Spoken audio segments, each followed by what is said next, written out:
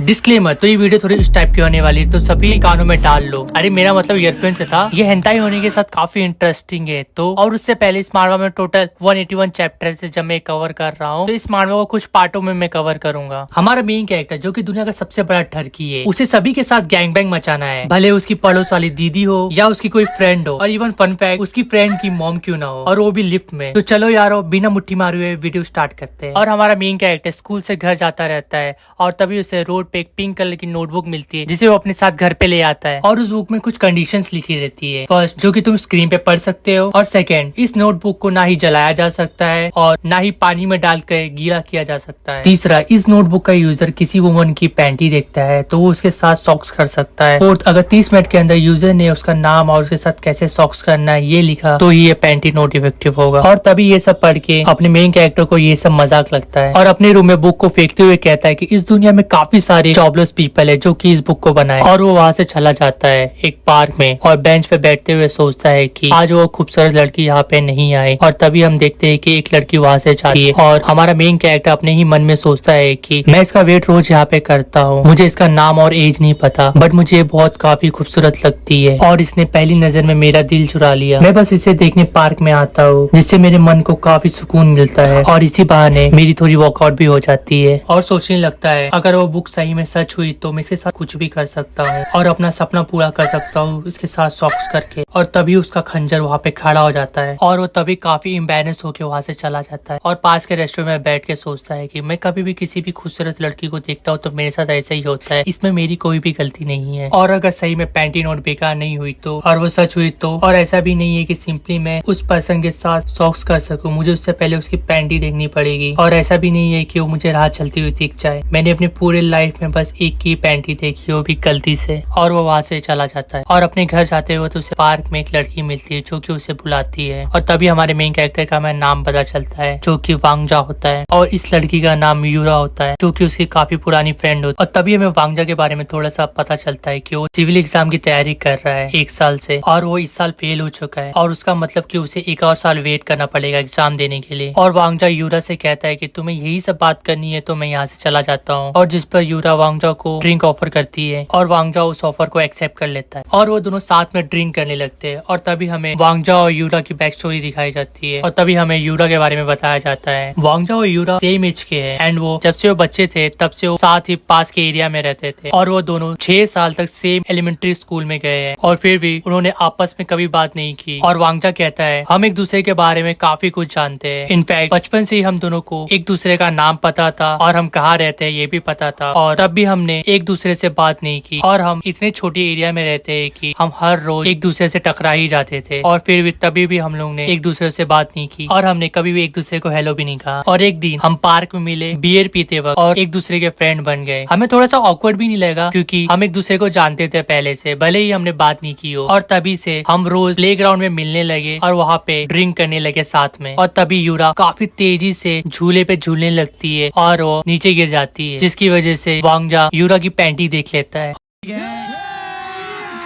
अभी मजा आएगा ना भिड़ो।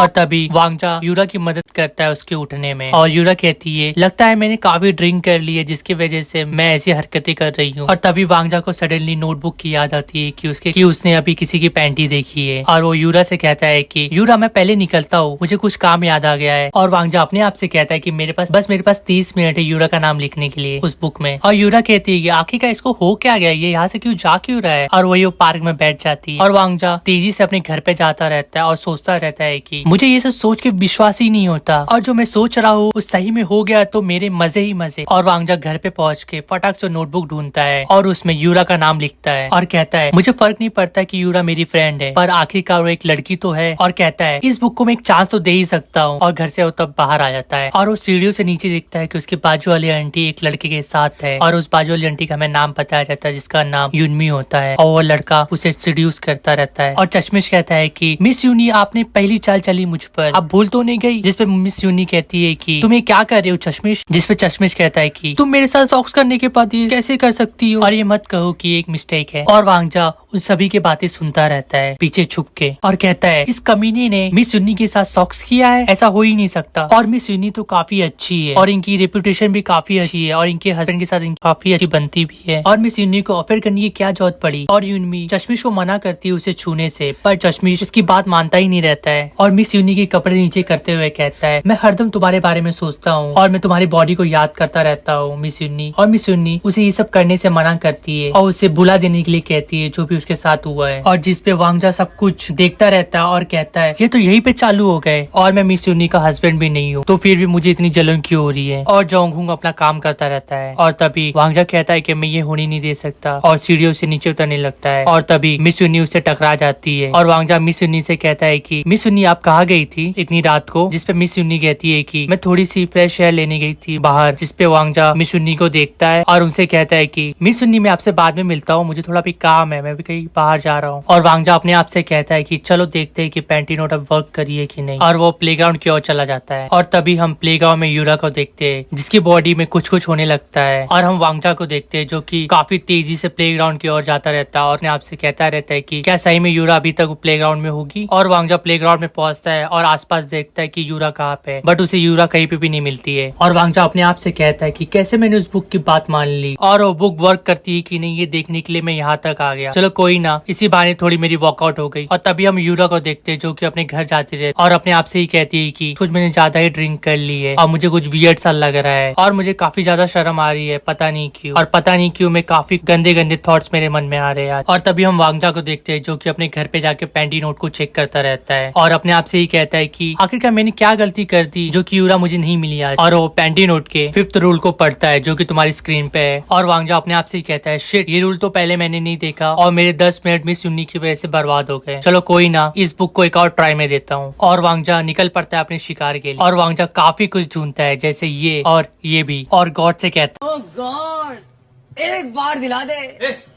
है। और वांगजा कहता है कि आज मैंने पूरे दिन ढूंढा बट आज मुझे किसी की पैंटी नहीं दिखी। और तभी वांगजा की नजर एक लड़की पे पड़ती है और वो कहता है कि बस एक बार, बस एक बार। और फिर भी वांगजा का पोपट हो जाता है ऐसे और ऐसे भी और कहता है अरे ये अभी क्या है, बीसी फिर से नहीं, और ये भी अरे ये कोई मजाक थोड़ी चल रहा है, अरे फिर से, अरे अब तो हद ही हो गई है, ये कुछ अलग है और ये तो अब चीटिंग है यार। और एक लड़की वांगजा को देख लेती है और वांगजा अपना मुंह घुमाते हुए कहता है अरे शिट यार क्या कर रहा हूँ मैं यहाँ पे। और वांगजा वहाँ से चला जाता है और अपने आप से ही कहता है कि ये पैंटी नोट मुझे तो परवट बना के रहेगी और कोई इतना ही क्यों पागल होगा जो कि अपनी पैंटी दिखाते फिरेगा, चलो भूल जाता हूँ। और तभी वहाँ पे मिस यूनी आ जाती है और वांगजा से कहती है कि लगता है कि तुम स्टडी करके आ रहे हो। जिसपे वांगजा भी लाइक मुझे ही पता है मैं कौन सी स्टडी करके आ रहा हूँ। और तभी ये सब बोल के मिस यूनी वहाँ से चली जाती है और अपना वांगजा कहता है कि जो कि तुम पढ़ ही सकते हो स्क्रीन पे। और वांगजा अपने पहले शिकार की ओर चल पड़ता है और कहता है प्लीज एक बार, बस प्लीज एक बार दिख जा। और तब सडनली उसकी विश पूरी हो जाती है जिसपे वांगजा का क्या रिएक्शन होता है तुम देख ही सकते हो। और अपना लौंडा फटाफट घर जाके अपना बैग फेंक के फटाक से बुक निकालता है और मिस यूनी का उसमें नाम लिखता है और उनका नाम लिखते लिखते क्या इमेजिन करता है तुम सोच ही सकते हो, देख लो स्क्रीन पे तुम।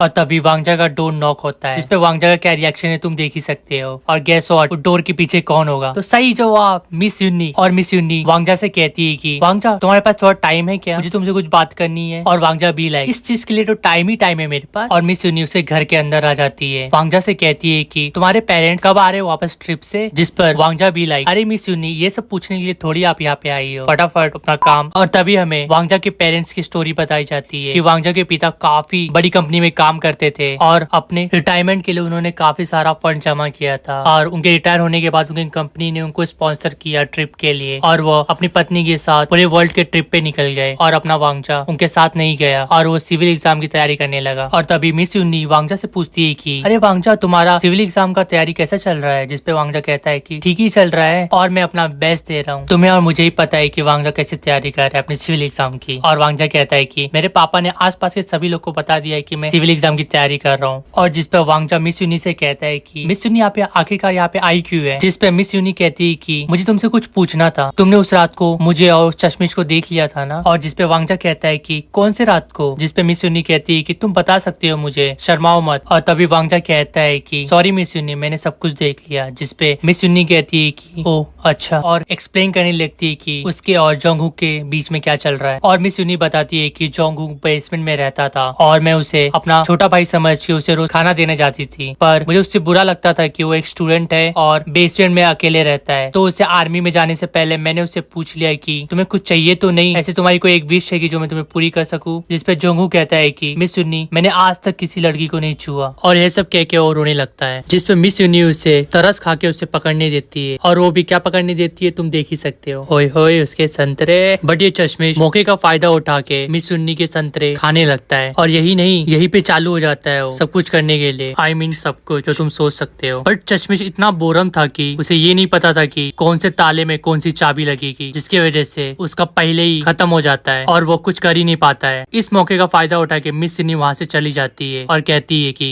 मैं इस चश्मिश से कभी नहीं मिलूंगी। और उसके बाद वो चश्मिश अपनी मिलिट्री ट्रेनिंग के लिए आर्मी में चला जाता है और तब से उस दिन उसे मिलता है। और उसके बाद मिस यूनी कहती है कि इसके बाद से तो तुम्हें पता ही है कि क्या हुआ। और जिसपे वांगजा कहता है कि मिस यूनी यहाँ पे क्या बीती होगी वो मैं सोच भी नहीं सकता, बट हमें ही पता है कि ये राक्षस भी क्या चाहता है। और मिस यूनी वांगजा को ये सब सीक्रेट रखने के लिए कहती है और किसी को बताने के लिए नहीं कहती है। जिसपे वांगजा कहता है कि ठीक है मिस यूनी, मैं ये किसी को नहीं बताऊंगा। और मिस यूनी ये सब सुन के कहती है कि ठीक है अब मैं घर पे जाती हूँ, और कहती है कि अगली बार मैं आऊंगी तो तुम्हारे लिए मैं कुछ अच्छा बना के लेके आऊंगी। और वो वहाँ से चली जाती है। और जिसपे वांगजा कहता है कि अरे ये क्या हुआ भाई मेरे साथ। और तभी वो जाके नोटबुक की नए रूल को पढ़ता है जो कि तुम्हारी स्क्रीन पे है। और ये सब पढ़ के वांगजा कहता है कि और इसी सब के साथ वांगजा मिस यूनी की यादों के साथ गार्डन आ जाता है फिर से वही लड़की को मिलने। तो शायद से वीडियो काफी लंबी हो गई है, तो आज के लिए इतना ही। और पता नहीं व्यूज के लिए क्या क्या करना पड़ता है आजकल। और यहाँ से स्टोरी काफी इंटरेस्टिंग हो गई जिसमें काफी सारा वो सब है जो तुम समझ ही सकते हो। और पार्ट 2 चाहिए तो कमेंट में मिस यूनी लिखना ना भूलना। और उसके बाजू में छोटा सा सब्सक्राइब का भी बटन है, वो भी दबा लेना, क्योंकि जब तुम सब्सक्राइब करते हो तो मुझे थोड़ी सी मोटिवेशन मिलती है आगे वीडियो बनाने की। और वीडियो थोड़ी सी भी अच्छी लगी हो तो इसे लाइक करना और अपने ठरकी दोस्तों के साथ शेयर करना। तब तक के लिए पीस आउट।